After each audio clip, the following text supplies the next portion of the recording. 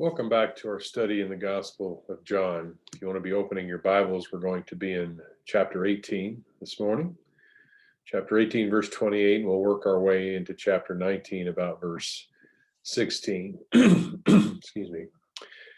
In today's text, the mockery of justice that displayed itself in the arrest and trial of Jesus continues. In last week's lesson, the earlier part of chapter 18, we saw the crowd that came at night led by Judas, who betrayed Jesus into their hands, and they come to arrest Jesus there in the garden. Now, starting in verse 28 of chapter 18, events start to pick up the pace. Jesus is taken before some Jewish officials. I want to spend some time before we get into the text dealing with a question that may arise if you've studied the gospel accounts of the arrest of Jesus. As we learned last week in John chapter 18, verses 12 through 24, Jesus is initially brought before Annas, who is still referred to as high priest by at least some of the Jews, even though by this time he had been deposed by the Roman prefect Valerius Gratus in AD 15. The problem we have here is that Annas is referred to as high priest by some, and Caiaphas is also referred to as high priest. And I want to kind of offer an explanation of all that, because this is one of those times when critics of the Bible will point and say, oh, look, these human writers of the scriptures were so inconsistent and unknowledgeable that they couldn't even keep their facts straight. How can one man be high priest and another man be the high priest at the same time? It makes no sense. And they mock the Bible because of that really shallow take on what's going on. Even here in chapter 18 of John, we've got Annas referred to as high priest and Caiaphas as well. What's going on there? Well, I don't know that we can definitively say, because the scriptures don't take time to just pause and explain all of that. But all we have to do is offer a plausible explanation for what's going on, and without running to the extreme of, again, the Bible critics who say it's just a blatant contradiction. Once again, here in verses 12 through 24, as we saw last week, Jesus is brought, it says in verse 13, and they led him after his arrest. It says they led Jesus to Annas first, for he was the father-in-law of Caiaphas, who was high priest that year. And it goes on to talk about, involves Peter and his denials of Jesus. And there, when it gets down to about verse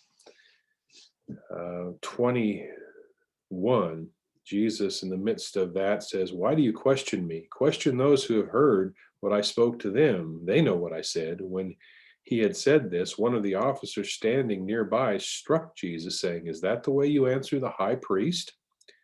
Jesus answered him, "If I have spoken wrongly, testify of the wrong. But if rightly, why do you strike me?" So Annas sent him bound to Caiaphas, the high priest. Now again, what's going on here?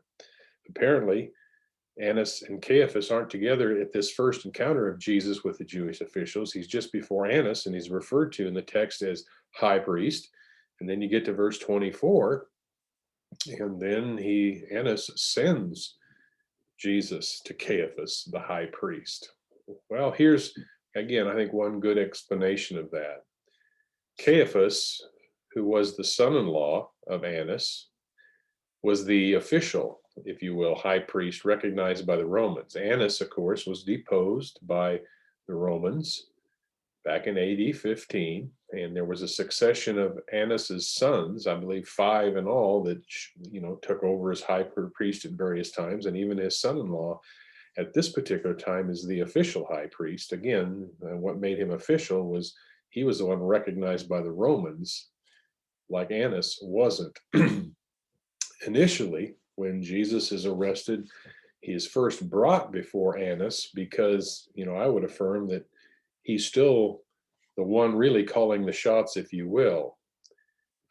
Before Jesus can be brought to the Roman governor, though, charges must be confirmed by the official high priest, Caiaphas, who presided over the Sanhedrin. That's a note from the ESV Study Bible. So again, what you've got going on here, the Romans had the one they viewed as high priest, and then you've got perhaps the majority of the ruling class among the Jews who still held to Annas as the one who really held the reins, who was the one really calling the shots. Yes, he was deposed by the Romans, but yet, so it isn't like there's two people. I guess you could say there's still two people in the office, one recognized by the Jews, or the majority of the Jews, one recognized by the Romans. So they take him first to Annas. Jesus goes first to Annas, again, because he's probably the one really calling the shots. Annas makes his determination, and again, it's kind of a railroading here. Jesus, they'd made up their minds already. They were going to get rid of Jesus one way or another by this point. But Annas wanted his time with Jesus first. And now he sends Jesus, as it says there in verse 24, Annas sent Jesus bound to Caiaphas, the high priest. Now they're moving on into official channels. Annas couldn't bring charges before the Romans because he wasn't officially high priest. The meeting with Annas ends and Jesus is sent off to Caiaphas. As ugly as things have been to this point, and by the way, I think that's a legitimate understanding of the text. It's not a Bible contradiction. The Bible writers aren't talking out of both sides of the mouth. It's just like, again, you see in, some circumstances today. You've got one person who's really in charge, another person who may be recognized. So I think that's a legitimate thing to think about there. Again, though, back to our text for today. Things have been ugly for Jesus and his followers up to this point. You've got the mob arrest. You've got Jesus before Annas and being struck for testifying in his own behalf. But as ugly as things have been up to this point, as we're going to see as we go on in our text, they proceed to get even worse. Let me read John chapter 18, verse 28 through 19, verse 16. I'll read the whole text and then we'll come back and talk about various parts of it. John chapter 18, starting in verse 28. Says, then they led Jesus from Caiaphas into the praetorium, and it was early, and they themselves did not enter into the praetorium, so they would not be defiled, but might eat the Passover. The they here being the arresting Jews, the ones bringing charges before Pilate. Verse 29 says, therefore Pilate went out to them and said, what accusation do you bring against this man? They answered and said to him, if this man were not an evildoer, we would not have delivered him to you. So Pilate said to them, take him yourselves and judge him according to your law. The Jews said to him, we are not permitted to put anyone to death, to fulfill the word of Jesus which he spoke, signifying by what kind of death he was about to die. Therefore Pilate entered again into the praetorium and summoned Jesus and said to him, are you the king of the Jews? Jesus answered, are you saying this on your own initiative, or did others tell you about me? Pilate answered, I am not a Jew, am I? Your own nation and the chief priests delivered you to me. What have you done? Jesus answered, my kingdom is not of this world. If my kingdom were of this world, then my servants would be fighting, so that I would not be handed over to the Jews. But as it is, my kingdom is not of this realm. Therefore Pilate said to him, so you are a king? Jesus answered, you say correctly that I am a king. For this I have been born, and for this I have come into the world, to testify to the truth. Everyone who is of the truth hears my voice.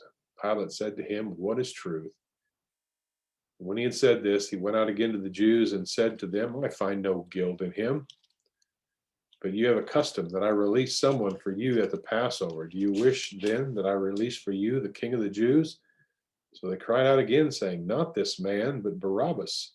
Now Barabbas was a robber. Pilate then took Jesus and scourged him.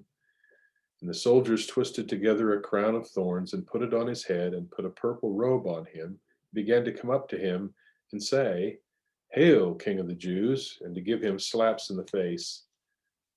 Pilate came out again and said to them, behold, I am bringing him out to you so that you may know that I find no guilt in him. Jesus then came out wearing the crown of thorns and a purple robe. Pilate said to them, behold the man. So when the chief priests and the officers saw him, they cried out, saying, "Crucify, crucify." Pilate said to them, "Take him yourselves and crucify him, for I find no guilt in him." The Jews answered him, "We have a law, and by that law he ought to die, because he made himself out to be the Son of God." Therefore, when Pilate heard this statement, he was even more afraid. And he entered into the praetorium again and said to Jesus, "Where are you from?" But Jesus gave him no answer. So Pilate said to him, "You do not speak to me? Do you not know that I have authority to release you, and I have authority to crucify you?" Jesus answered, "You would have no authority over me unless it has been given you from above. For this reason, he who has delivered me to you has the greater sin." As a result of this, Pilate made efforts to release him. The Jews cried out, saying, "If you release this man, you are no friend of Caesar. Everyone who makes himself out to be a king opposes Caesar." Therefore, when Pilate heard these words, he brought Jesus out and sat down on the judgment seat at a place called the Pavement, but in Hebrew, Gabbatha. And it was the day, now it was the day of preparation for the Passover. It was about the 6th hour, and he said to the Jews, "Behold your king." So they cried out, away with him, crucify him." Pilate said to them, "Shall I crucify your king?" The chief priests answered, "We have no king but Caesar." Amazing circumstances there, certainly. But think about it for a moment. And once again, we could approach this text from a lot of different vantage points. We're not going to go necessarily verse by verse through this. That'd be one way to handle it. But I want to look at it from a thematic standpoint, if I can. The sins of those who continue to interact with Jesus are on full display. We've seen it already up to this point, and what we've read today in the Gospel of John is the same thing. We've got sins involved from various people. Again, they're very, very plain to see. First of all, we want to highlight in what we've read the sin of the Jewish leaders. They continue to sin in their efforts to railroad Jesus through this mock procedure, feigning to show some pretense of coming to the facts. They've made up their mind, as we've already seen throughout this gospel. If I was to categorize the sin of the Jewish leaders up to this point, I would just say it's a hatred that blinded them. A hatred that blinded them. They're so adamantly opposed to Jesus, it's devolved into hate. And when you begin to hate, that blinds you to some things that you normally perhaps would see. Let's talk about some of the things the text reveals about this hatred that blinded so many of these men. First of all, their spiritual blindness caused them to worry about ceremonial defilement while they ignored moral defilement. Their spiritual blindness caused them to worry about ceremonial defilement while ignoring moral defilement. Did you catch what I read there in verse 28 as we began? Let me read it again. John chapter 18 in verse 28. It says, "Then they led Jesus from Caiaphas into the praetorium, and it was early, and they themselves did not enter into the praetorium, so that they would not be defiled, but might eat the Passover." Now you might just think that, well, that's just a historical statement, just passing on some facts, setting the scene. Well, it's really more than that when you consider it a little deeper. This praetorium, of course, was a place in the Roman dwellings in the fortress of Antonia, where the Pilate stayed, and the Roman officials, they issued their decrees from there, and that was their seat of operations in Jerusalem, near a corner of the temple complex.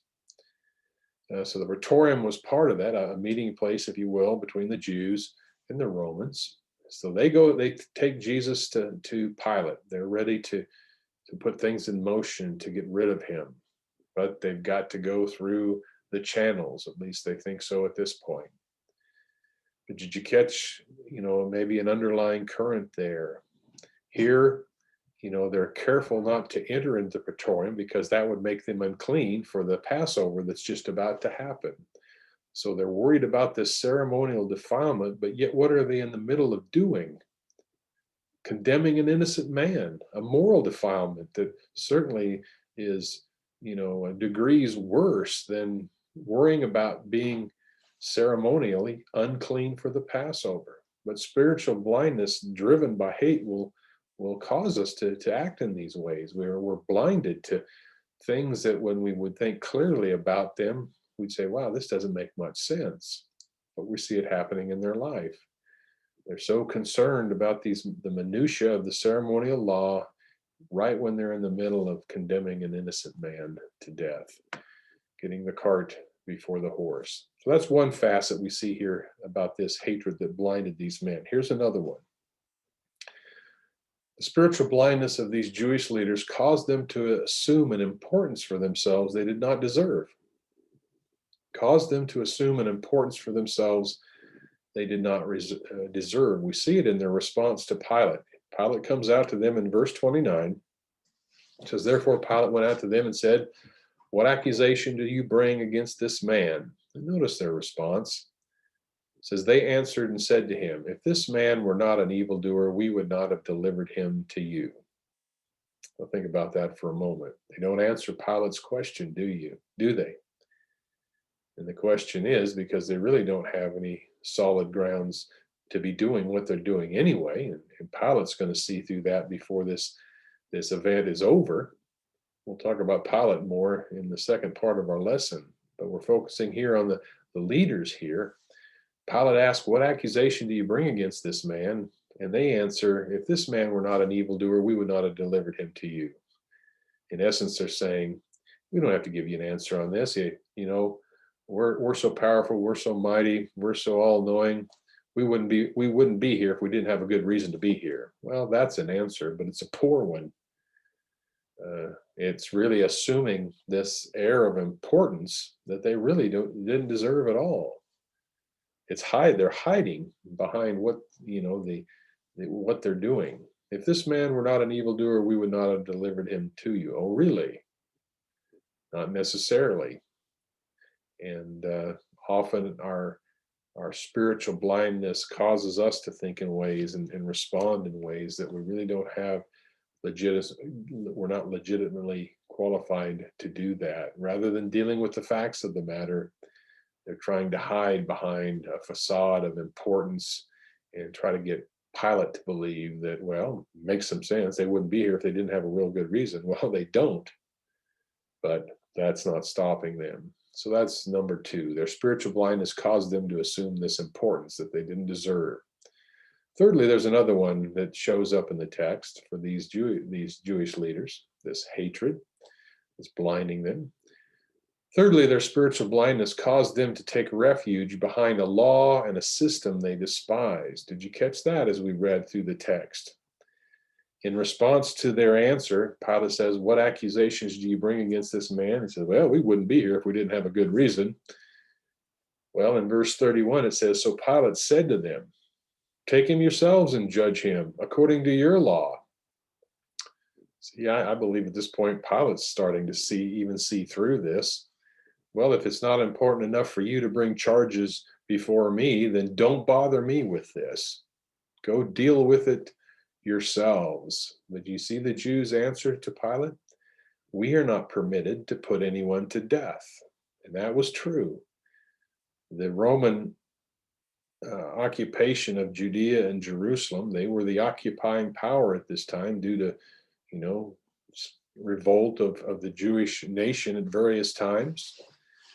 So the Romans were, again, the occupying power, and they granted the Jews a lot of freedom as subjugated people. Yes, they allowed the Jews to worship and to do their temple rites and procedures, so that they had a great deal of latitude. Rome allowed them that, but one thing Rome didn't allow them to do was to carry out the death penalty.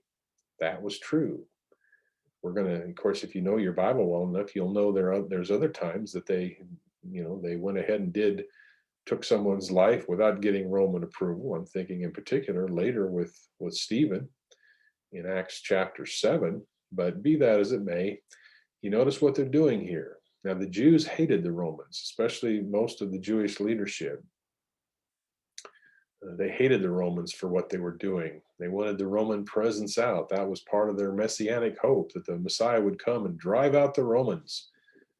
So they despise Roman taxation, and on the list goes. But what are they doing here?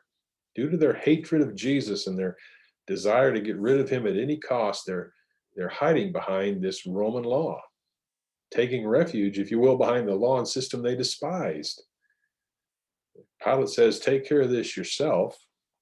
And they respond, "We are not permitted to put anyone to death." You remember, Pilate, there's this law.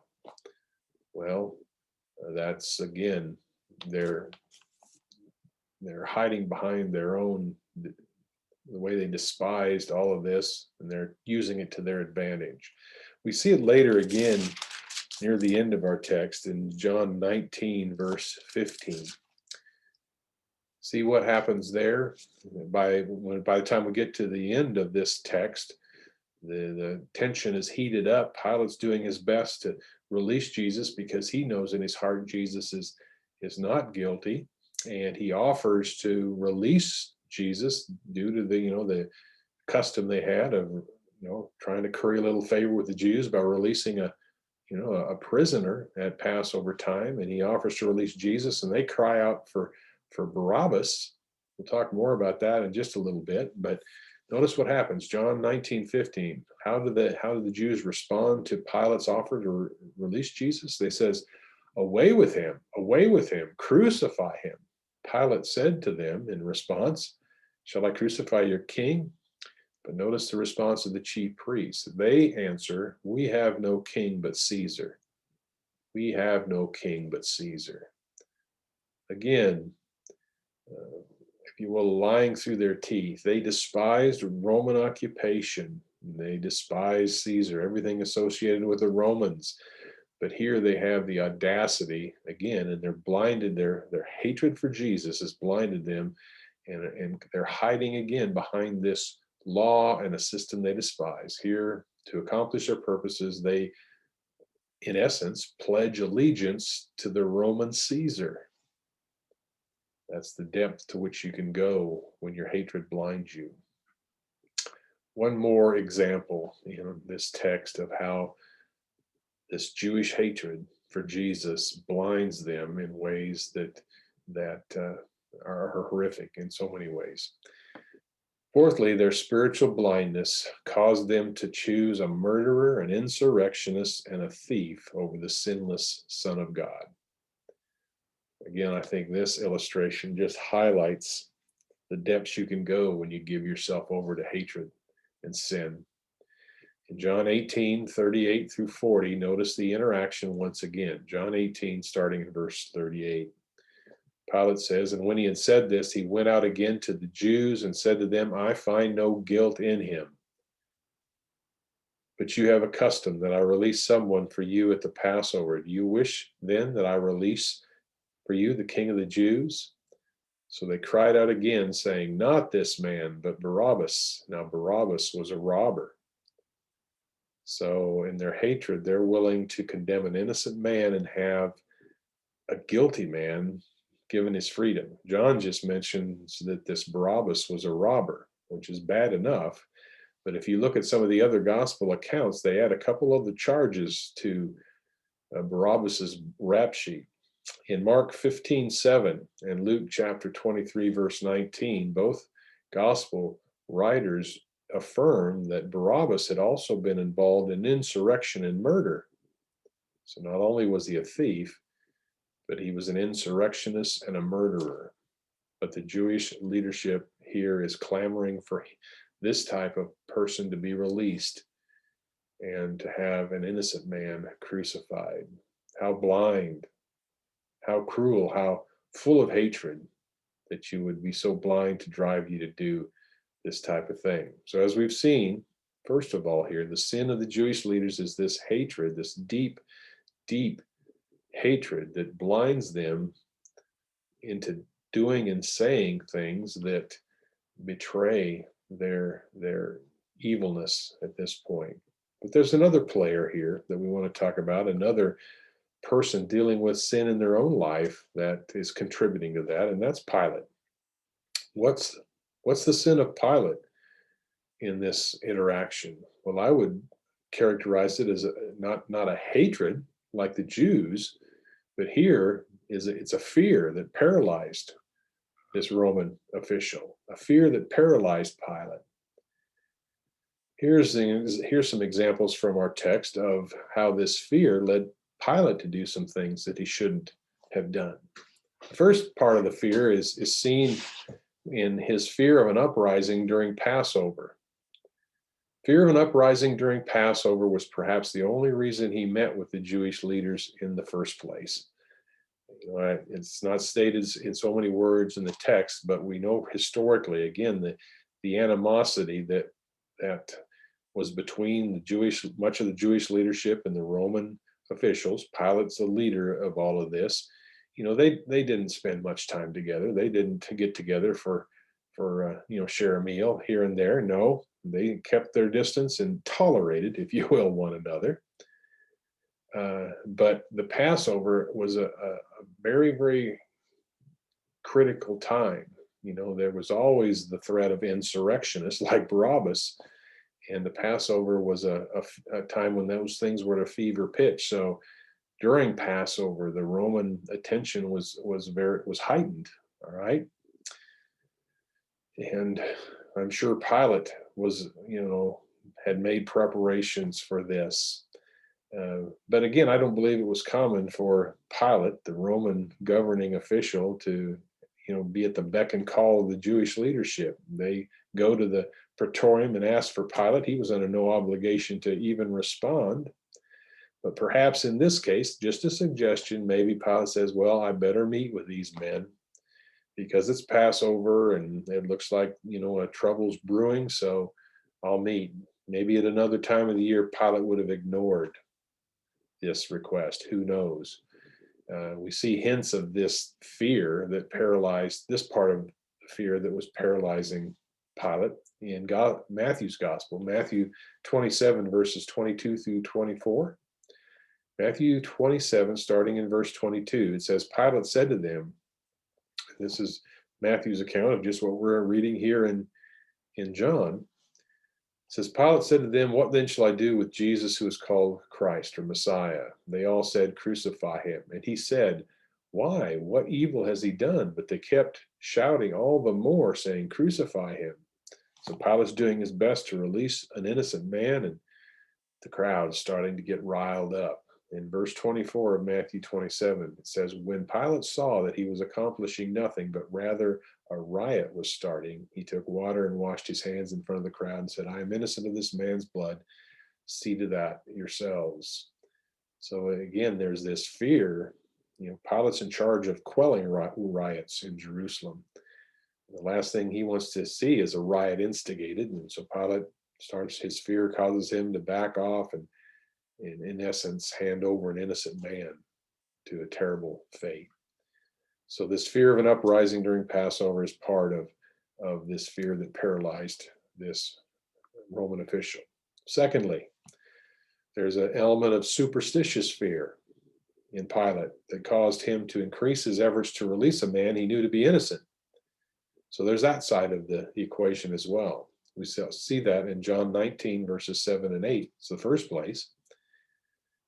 Notice the kind of the progression is this pagan Roman governing official.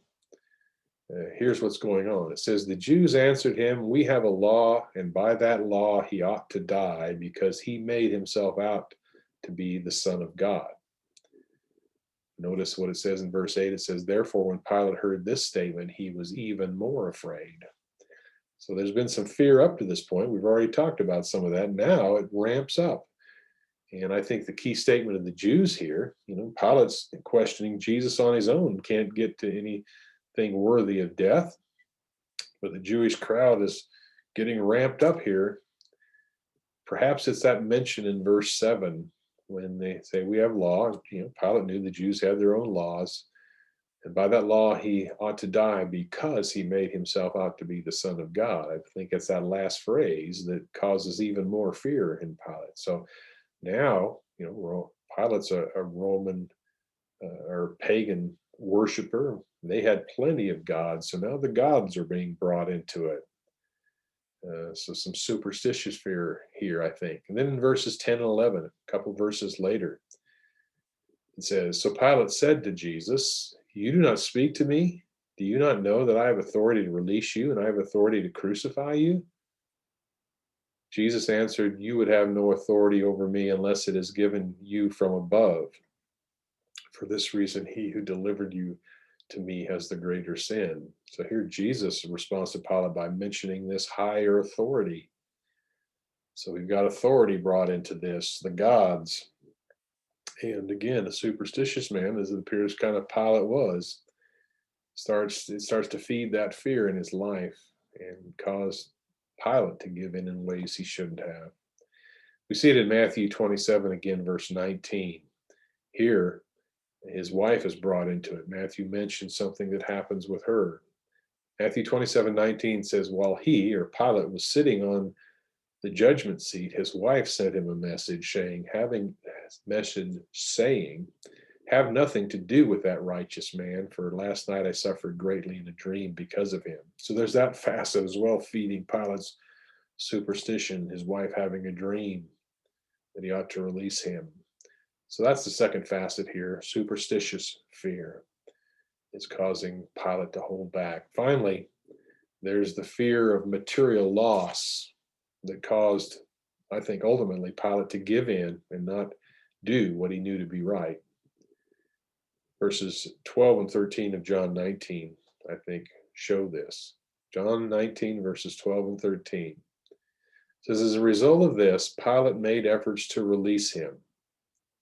Pilate's done his own inquiry, and he sees nothing in Jesus worthy of death. As a result of this, Pilate made efforts to release him, but the Jews cried out, "If you release this man, you are no friend of Caesar. Everyone who makes himself out to be a king opposes Caesar." So you see the card the Jews are playing now. Again, they're still kind of using the Roman laws and customs to their own benefit again. But now they're making this threat to Pilate, that maybe word will get back to Rome. Maybe Caesar will hear how you, Pilate, are not dealing with someone who's claiming to be a king. Well, Jesus, during his ministry, never made the claims of being a material king. He pulled himself away from those situations. But the Jews are playing it for what they can use. But they basically threaten Pilate now about, being opposed to Caesar himself. And that's why you get the response, I believe, in verse 13 of Pilate.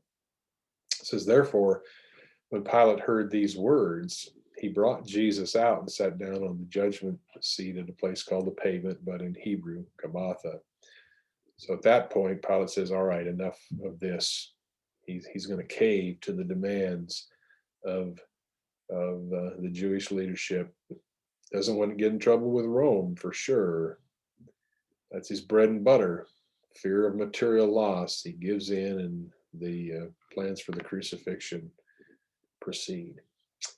Again, you study through this account, and I can't help but think what a tragic miscarriage of justice. Perhaps it's just a byproduct of living in the United States, where we have system of justice, and it's perverted at some times, but overall we've had it pretty good in many ways. Used to having justice carried out, so we expect it, that type of thing. But you see this, and it's a tragedy, very mishandled, a miscarriage of justice. The tempter, of course, and that's ultimately Satan, was using two of his most powerful tools, as we've seen in this text: hatred and fear. Those are tools Satan loves to use as he works in the world. But Satan was using two of these most powerful tools with the outcome that the Son of God, sent to save the world, is being condemned to death by crucifixion. That's Satan's goal.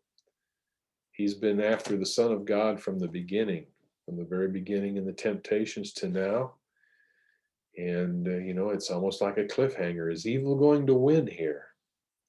My guess is, as Satan and his minions, see this progress, they're perhaps figuratively rubbing their hands together in glee, says, we've got this Son of God right where we want him. But in the midst of all this tragic miscarriage of justice, never forget that in the midst of all the drama and sin, and there's plenty of it here, the will of God is still being accomplished. Never forget that. Let me remind you of the apostolic preaching that followed the death, burial, and resurrection and ascension of Christ. It happened right away on the day of Pentecost. Remember what Peter and the apostles said as they preached to that crowd? In Acts 2, verses 22 and 23, listen to these words. And then Peter and the others say that in so many words. It says, men of Israel, listen to these words. They say, Jesus the Nazarene, a man attested to you by God with miracles and wonders and signs, which God performed through him in your midst, just as you yourselves know. This man, Peter and the others say, delivered over by the predetermined plan and foreknowledge of God, you nailed to a cross by the hands of godless men and put him to death. So that one little phrase in there, looking back at the crucifixion, Peter could say Jesus was delivered over by the predetermined plan and foreknowledge of God. It's easy when you study the arrest and really not conviction, but the arrest and railroading of Jesus that led to his death. Again, you get the sense that evil is in control, but nothing could be farther from the truth. What was happening is what we're studying here in John 18 and 19 was according to the predetermined plan and foreknowledge of God. Later in Acts 4, 27 and 28, we read this. Acts 4, 27 and 28. Here we've got, after a time of persecution, the apostles and the gathered disciples are praying and thanking God for the opportunity to serve him, even in difficulty. But they say, for truly in this city there were gathered together against your holy servant Jesus, whom you anointed, both Herod and Pontius Pilate, along with the Gentiles and the peoples of Israel. So, they were cognizant of all the players in the drama.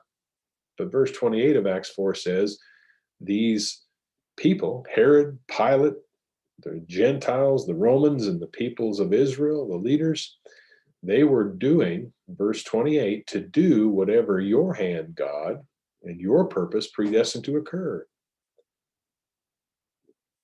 Catch that.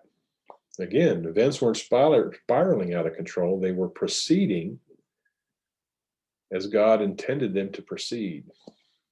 Then in Luke 24, verse 44 through 46, Luke 24, verses 44 through 46, after his resurrection, Jesus appeared to a couple of men and helped them to understand some things. It says, now he, or Jesus, said to them, these are my words which I spoke to you while I was still with you, that all things which are written about me in the law of Moses and the prophets and Psalms must be fulfilled. Then he opened their mind to understand the scriptures, and he said to them, thus it is written that the Christ would suffer and rise again from the dead on the third day. So everything that's happening here, even the results of the horrible sin of the leaders and Pilate and others, again, was prophesied according to the predetermined plan and foreknowledge of God. You see what's happening here? God is taking the sin and hatred and blindness and fear and using it to accomplish his own purposes. In that sense, the opponents of Jesus here are unwittingly bringing about the exaltation of the very one they are seeking to destroy. That's the irony of the whole thing. No, it isn't that Jesus is approving of the sin of all the players in this drama. They've determined to do that themselves. They've given themselves over to Satan's tools of hatred and fear. But God can take those actions and use them to bring about what needed to be done. You see, Jesus had to go to the cross. Again, Satan likely thought he had Jesus right where he wanted him, but in essence, God had Jesus right where he needed to be. I'm reminded of what Paul says in 1 Corinthians chapter 2, verses 7 and 8. 1 Corinthians 2, verses 7 and 8 says, but Paul says, we speak, referring to himself and no doubt the other apostles primarily, but he says, we speak God's wisdom in a mystery, the hidden wisdom which God predestined before the ages to our glory. And again, that would include this idea of the crucifixion of the Son of God. That didn't make much sense, earthly speaking. That's why it seemed to be a mystery, an ununderstandable thing. But he says, we speak God's wisdom in a mystery, the hidden wisdom which God predestined for the ages to our glory. The wisdom, verse 8, which none of the rulers of this age has understood, for if they had understood it, they would not have crucified the Lord of glory. See what that implies? See, again, Satan thought he was winning here. But if Satan had truly understood God's predetermined plan and what God was putting in place, Satan would have had Jesus avoid the cross. You see, Jesus had to die, but Satan didn't understand that. Satan and his minions were unwittingly doing what needed to be done for God. For if they had understood it, they would not have crucified the Lord of glory. That's, again, is pretty profound when you think about it. God here taking the sins of men and using it for his own glory and really, ultimately, the redemption of the world. Thank you all for studying with us today. Again, some difficult things to consider, to see the treatment of Jesus, and it's going to get worse, again, as we continue through, ultimately, the crucifixion. But as the people of God, we have the hope of looking beyond the ugliness, beyond the hatred and the fear and all that goes with it, because we know the one who was condemned to die on a cross ultimately rose again and accomplished exactly what God predestined for him to do. And praise God for his plan of redemption effected through his son, Jesus. Have a great week, and we'll look forward to picking up the study again next week, Lord willing. Have a great day.